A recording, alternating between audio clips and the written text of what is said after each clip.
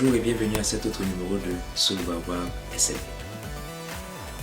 Je suis très heureux de vous retrouver aujourd'hui comme à chacune de nos rencontres. Avant de développer le thème d'aujourd'hui, je vous prie de prendre un instant pour vous abonner si ce n'est déjà fait. Vous êtes probablement nouvelle sur cette chaîne. Et bien entendu de cliquer sur la touche pour ne manquer aucune vidéo, donc sur la touche des notifications, et de partager cette vidéo à la fin. Voilà, c'est fait, merci. Aujourd'hui, nous parlerons de la formation de l'ignorance. Nous parlerons de ce que chaque professionnel, ce que chaque individu, pas seulement de professionnels, devrait faire, mais que malheureusement, de si nombreux professionnels, de si nombreuses personnes ne font pas. Voilà, je vais être plus précis encore. Combien d'heures, quel montant consacrez-vous à votre formation?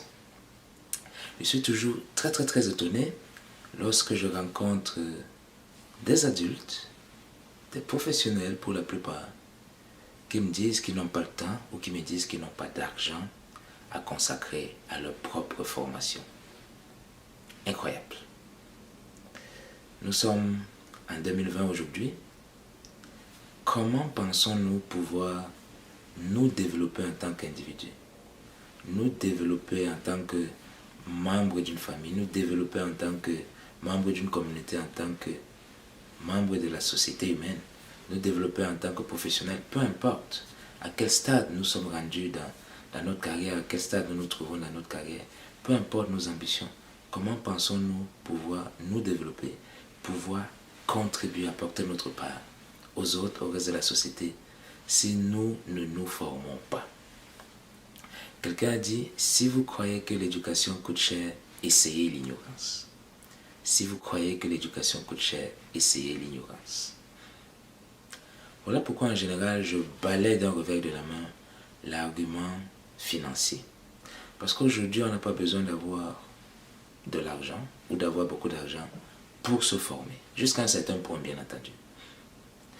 L'Internet a quasiment démocratisé le savoir, vous le savez. YouTube est là, cette chaîne et bien d'autres qui vous apportent un contenu de qualité. De nombreuses ressources sont disponibles en ligne de manière gratuite. Plusieurs universités offrent des cours gratuitement ou sinon à des coûts très faibles. Vous pouvez vous entourer d'un mentor, vous pouvez vous entourer de personnes de votre connaissance qui vous partageront leur expérience, qui vous partageront leur savoir. Si vous vivez dans le monde occidental et au-delà du monde occidental, évidemment, dans de très nombreux pays d'ailleurs aujourd'hui, les bibliothèques sont disponibles. Souvent, l'inscription est gratuite ou à très faible coût. Les livres numériques sont de plus en plus accessibles et ils coûtent en général beaucoup moins cher que la version imprimée. Donc, l'argument financier n'est pas un argument du tout. Maintenant, prenons l'argument du temps.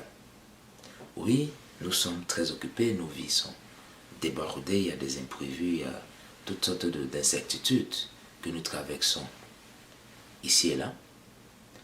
Cependant, si nous prenons en considération l'importance de l'éducation, l'importance de la formation continue, pas la formation simplement pour acquérir un diplôme et ensuite on dort sur ses lauriers, non, la formation quasiment au quotidien, sinon semaine après semaine.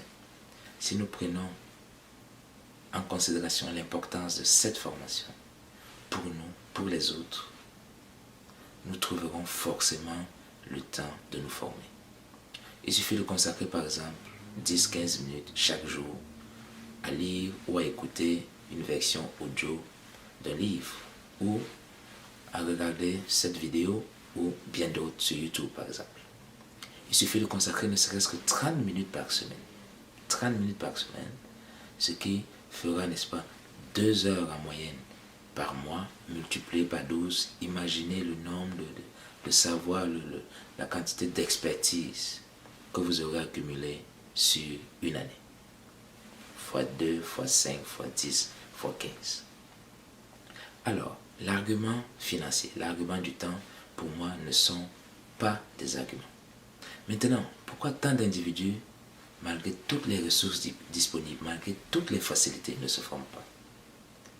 C'est simplement parce que ces personnes n'ont pas compris encore, n'ont pas pris conscience de l'importance de la formation, n'ont pas pris conscience des enjeux de notre temps, de notre époque.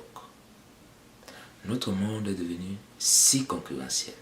Les diplômes aujourd'hui, nous le disons souvent sur cette chaîne, ne valent plus ce qu'ils valaient. Parce que si vous vous limitez à acquérir un diplôme et à ne plus lire, à ne plus participer à des discussions, à ne plus aller à des conférences, etc., etc., votre diplôme perd malheureusement beaucoup de sa valeur. Nous sommes aujourd'hui des centaines de millions de personnes à travers le monde à détenir un diplôme. Comment allez-vous vous démarquer par rapport à toute cette masse de diplômés? Qu'est-ce qui va faire votre différence? Comment allez-vous bâtir votre marque sur ce marché du travail national, international, de plus en plus concurrentiel? Voilà une question à laquelle je vous invite à réfléchir. Écrivez au bas de cette vidéo, dans la section réservée aux commentaires, écrivez vos pensées, écrivez, partagez-nous vos expériences. Dites-nous ce que vous pensez de ce thème, ce que vous pensez de l'angle d'attaque de cette vidéo, ce que vous pensez de cette problématique. Et dites-nous quelles mesures vous avez prises déjà ou quelles mesures vous comptez prendre pour vous perfectionner, pour améliorer vos compétences. C'est tout pour aujourd'hui. Une fois de plus, merci d'avoir suivi cette vidéo. Merci de la partager dans votre réseau. Parce qu'ainsi elle rendra service à de très nombreuses autres personnes. Et merci d'aimer cette vidéo. Et nous vous donnons rendez-vous, il y a un moment probablement, pour un autre numéro très prochainement.